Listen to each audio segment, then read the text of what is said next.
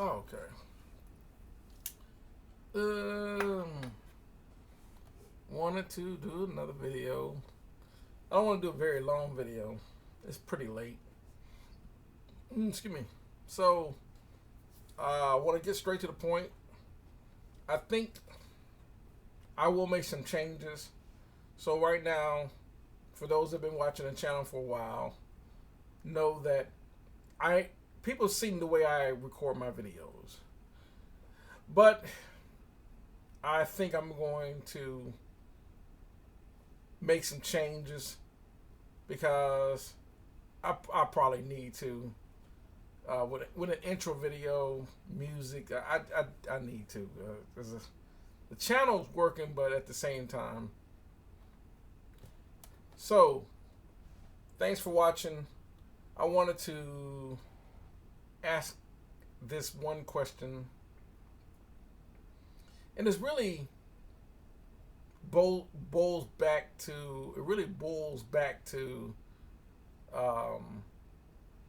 basically what people had to do years ago. And I'm going to talk about, should you move to a major city? And I'm going to talk about the three biggest ones. And then, of course, there is other major cities that have some popularity. Or should you even, not even move, but necessarily go to those places to record?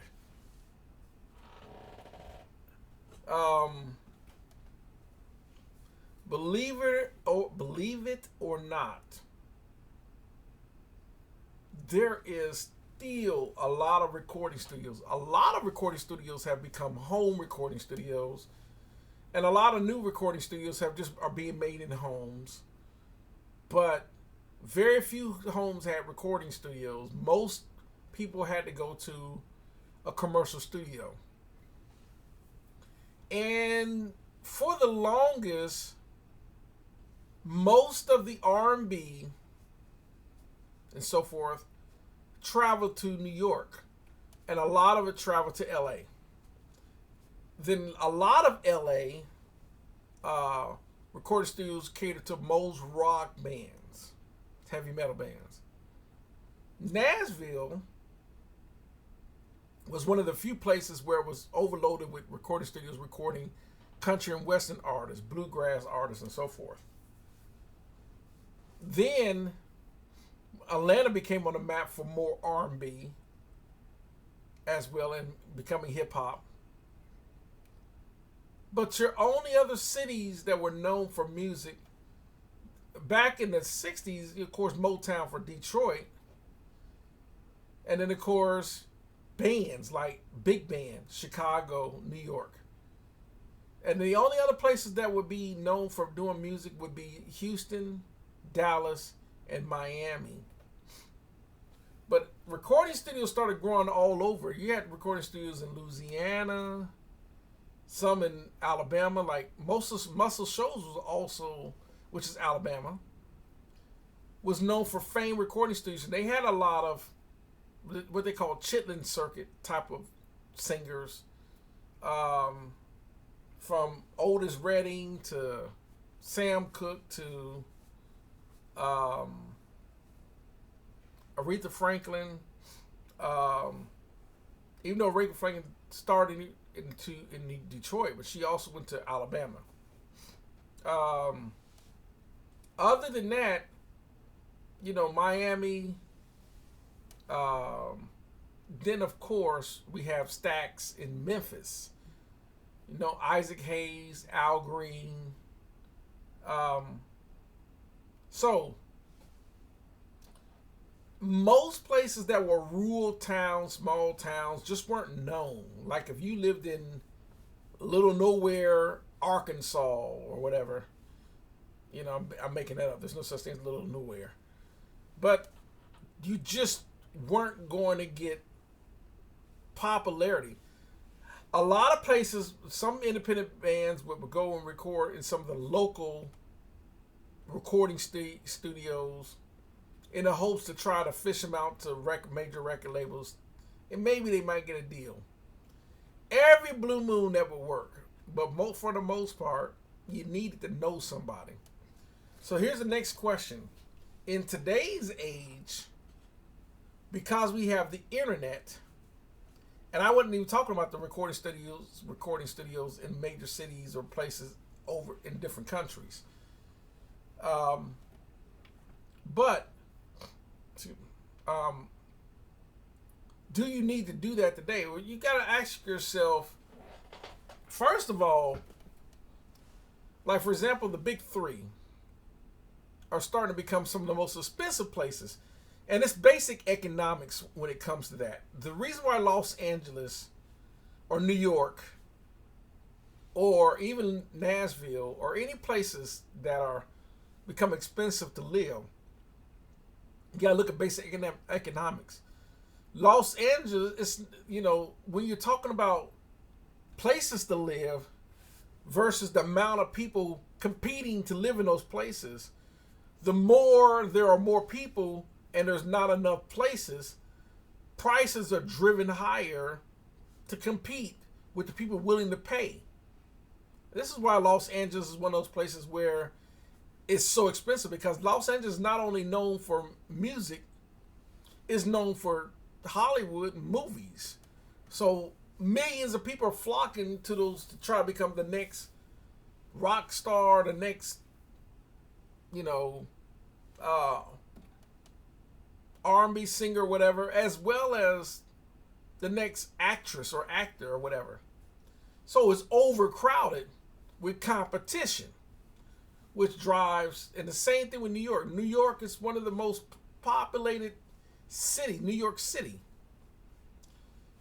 But there's also other places that are real close in another state, like Jersey. New Jersey is literally over the river. So New York City borders New Jersey, right? So people migrate back and forth. There are a lot of rappers and artists that come from New Jersey that became real famous. Naughty by Nature is from New Jersey. Whitney Houston and Dionne Warwick is from New Jersey, as well as bands. But with the internet and the home recording studios, and there's, with your ability to put your stuff on CD Baby, you're able to, DistroKid, 1RPM, all these distribution, what are the distributions? Being able to register your stuff with SoundScan and SoundExchange, being able to upload your stuff on SoundCloud, starting an account and upload your stuff on SoundCloud and Reverb Nation, upload your music on YouTube and TikTok, and having social media outlets like Twitter, Instagram, Snapchat, get your stuff on Facebook, with all the promotional, and being able to have your stuff uploaded on places like XM Sirius, Pandora, and so forth. All these outlets, Spotify. There's a lot of ways to get yourself marketed and get your music out there now that it's probably not necessary to move to any big location and pay an extremely high amount more cost of living, unless you already live in those places. Like if you already live in New York or Los Angeles, Nashville, Miami, Chicago, or places like that. If you live in places like that where the cost of living is higher than the national average of places, then you already know you're already there. You already know what you're paying for your living expenses. But if you're in rural places like Nowhere, Arkansas, Boondocks, Nebraska, small town Ohio, little tiny town Kentucky, I'm talking places like Pembroke, or you're in Evansville, Indiana, Omaha, Nebraska, or whatever, Littleton, Colorado, because we all can connect to the internet, which means we can upload our music to all those sources. No. Now, to end my video on why do I think it's not necessarily feasible. Yeah, you can network if you can meet people, but it's kind of like the chances are, it's like let's say you live in nowhere, Arkansas, and you move to New York. Your odds of bumping into like someone like Jay-Z in New York are no greater than you living in nowhere, Arkansas. Now, do you have a small chance of bumping into Jay-Z if you're in New York? Possibly, if you're able to get into the places where Jay-Z goes. But even if you did happen to manage to get in the same location where Jay-Z and Beyonce are at, they don't know you. So it's not like you're going to be able to walk up to them and all of a sudden y'all just going to automatically start collaborating.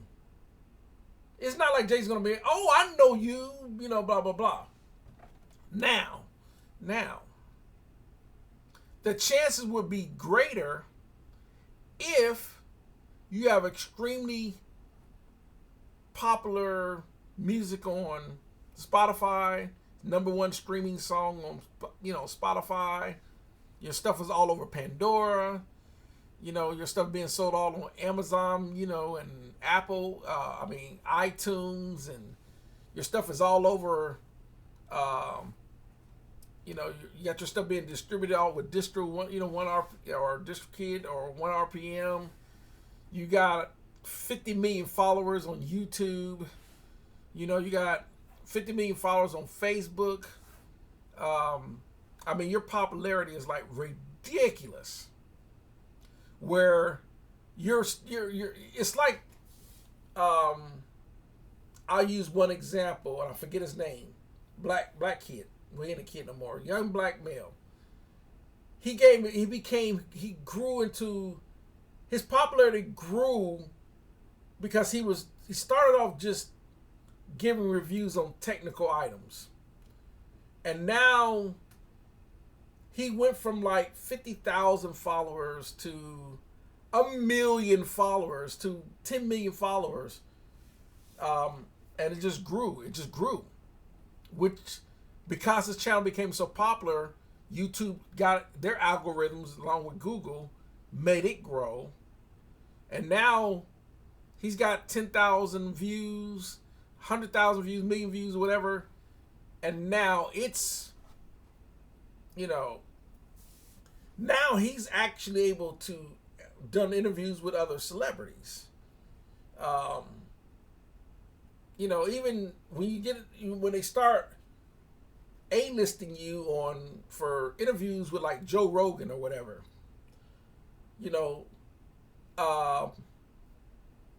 that can help you grow through the internet and through social media and through YouTube. So that can help. And he most likely he didn't have to move to LA or New York or Nashville to do it.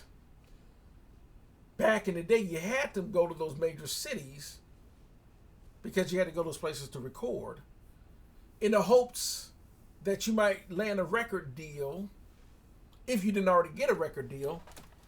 But there are a lot of ways most bands started. Some people would just up and move to Los Angeles with no money and wonder what they're going to do.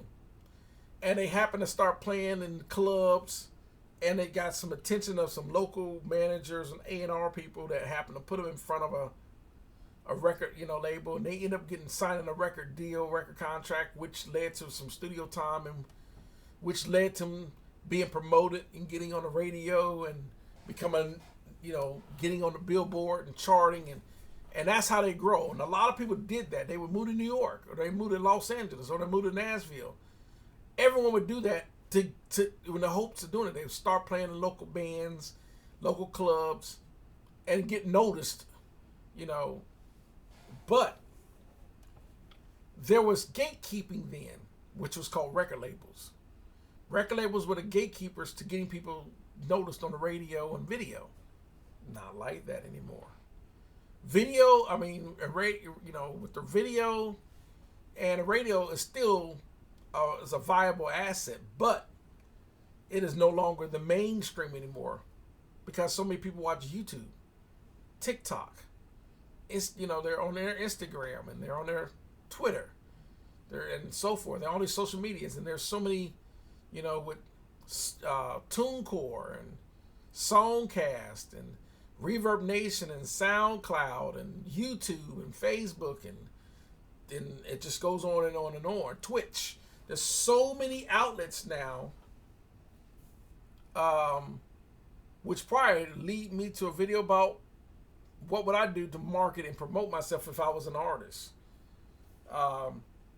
It is, you know, it's lovely to talk about the studio. You know, the gear in the studio and plugins and software. Awesome. But that's a small, recording studios is probably is a very small part of the equation for an artist. An artist's success, what kept people like Mary J. Blige and Mariah Carey and Stevie Wonder and artists like that in the game for so long is performing. In concert and tours. That's the primary goal, is to always be performing for hundreds to thousands to millions of people, and performing on TV shows, being invited to perform at the Grammys, American Music Awards, VH, you know, at these award shows, and performing in concert and traveling and touring. That's the life of an artist. And it's very, very demanding. It can be stressful, and it's very, very costly, which is another video. The recording studio, once again, for people that are into recording studios and mixing and recording, love videos about recording and gear and videos about gear and plugins and software. Those are the people that are into that portion of the music industry. But there are people out there that want to be able to create, write their own music, and become a performing artist. Not just a recording artist, but a performing artist. The two can be the same, or they can be whatever. Just like there's session musicians, then there are actual musicians that play on stage and travel with the artist. Then there are musicians in unions that get called to perform at gigs. And the list just goes on and on and on. Same thing with singers and background singers and so forth. But with this day and age with technology, and like myself being able to make a video and post it on YouTube and get 50 views, 100 views, 50, 200 views, 300 views. I've looked back at some of my videos and I didn't realize I did a video on talking about the Allen Heath, and some of the videos got over 10,000 views. So that means 10,000 people have at least seen all of that video or some of it. Not everyone watched my videos all the way completely through. But when I started this channel, next year, well, let me see, I started in 2013. It's been 11 years. It started with 1 subscriber, and it grew into over 2,000 subscribers.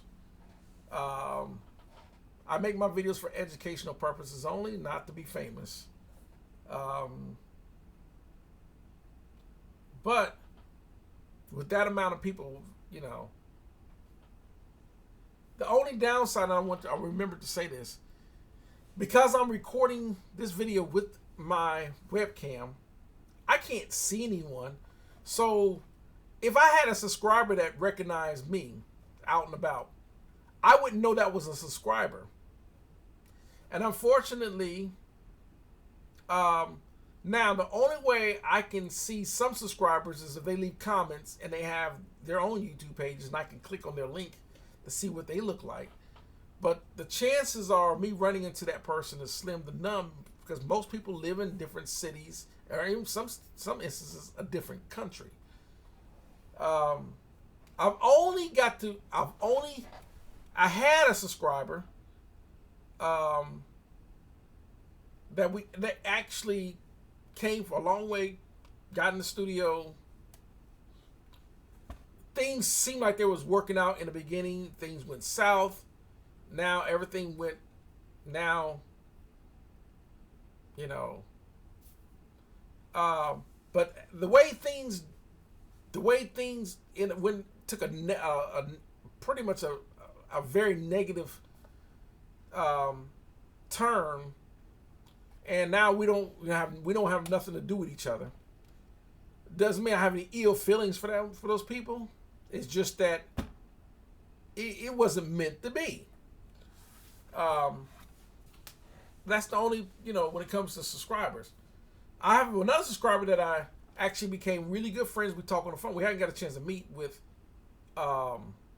in person, but we talk on the phone.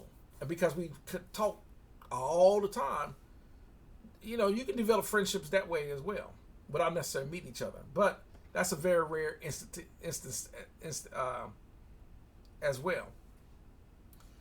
So, to sum up the video, because it's 20-some minutes, all I can say is this. I honestly, in my personal opinion, I honestly don't think you need to move to LA, one of the highest cost of living places in the United States, as well as New York, or even Nashville, or Atlanta, or Chicago, or Miami, or even Dallas. Even though Dallas would be the cheaper of all those places to move and live. But Dallas doesn't have the reputation of, all these big time studios and record labels like the other cities. Which with having tools like at least your distribution, like CD Baby or 1RPM, or even disc makers are into distribution. But having 1RPM or DistroKid or whatever the case may be for distribution, and they're supposed to be able to help you get on all of the outlets like Spotify, Pandora, help you get your stuff networked, with and YouTube and with get your music on Amazon and iTunes and Google Play, and uploading your music to the Reverb Nation and SoundCloud and TuneCore and Songcast and all the streamings, whatever the case may be, and just you building an audience and a following. Now, here's the last misconception on this. People thought because artists was on the radio back in the day, they would sign a record label. They had a major record deal with a major label like Capitol or Arista, Jive, and they were on the radio. That they were making money. No, artists didn't make money. They never made money through record labels, because record labels always had this uneven point system, where an artist only gained 1 to 3 points on an album, which means they only gain 8.1 cents per point, where they only getting 24.3%, whatever the case may be. And on top of that, out of their little pointage percentage, they had to pay everybody, producers, studio time, recoup the advance they got, the whole 9 yards. Most artists were broke.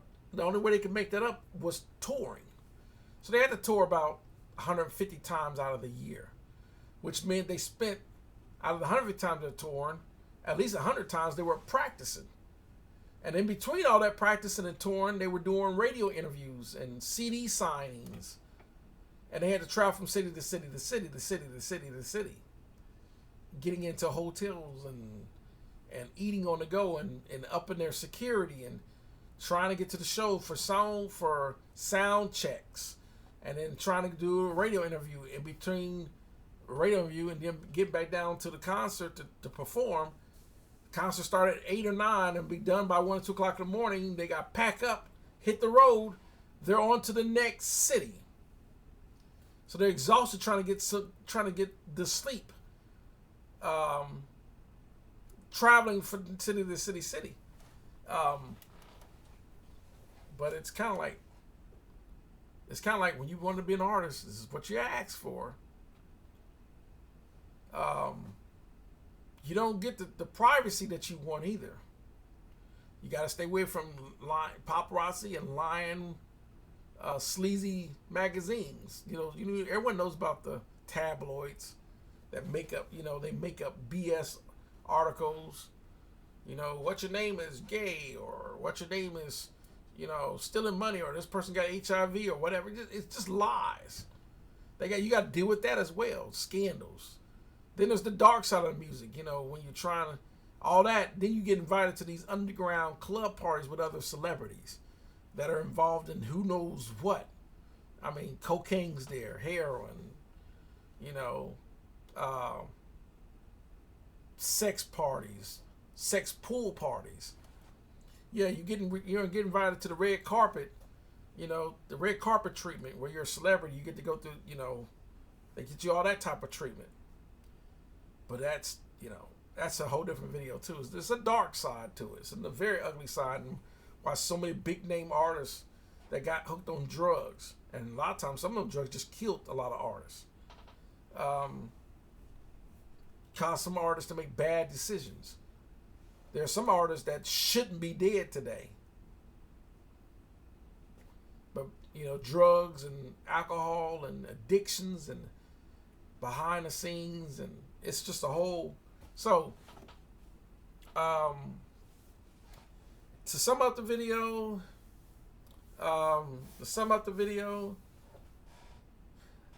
like I said, with your resources, like being able to, like I said, when I talk about the setup that I got downstairs, where you got just a laptop, some software, an interface, MIDI controller, plugins, microphone. I mean, just a very, very, some studio monitors. And you can create your music. You learn how to record, mix, get your stuff, master your music. Record, mix, and master your music. Making good music, music that people like. You can upload it to SoundCloud, Reverb Nation, Songcast. Pay for premium accounts, and then start recording some videos to your music. Maybe make your own music video. Sometimes people just don't know what to do to make a good music video, but eventually over time you learn to make a better. You just realize, okay, I'm making bad videos. I need to make better videos. What else? Just goes on and on and on. Before you know it, your music's on SoundCloud. Your music's on all the outlets. You got videos on TikTok now. You got videos on YouTube. You got a fan base following on Facebook and other social media outlets. You got a Twitter account, Instagram account, Snapchat account.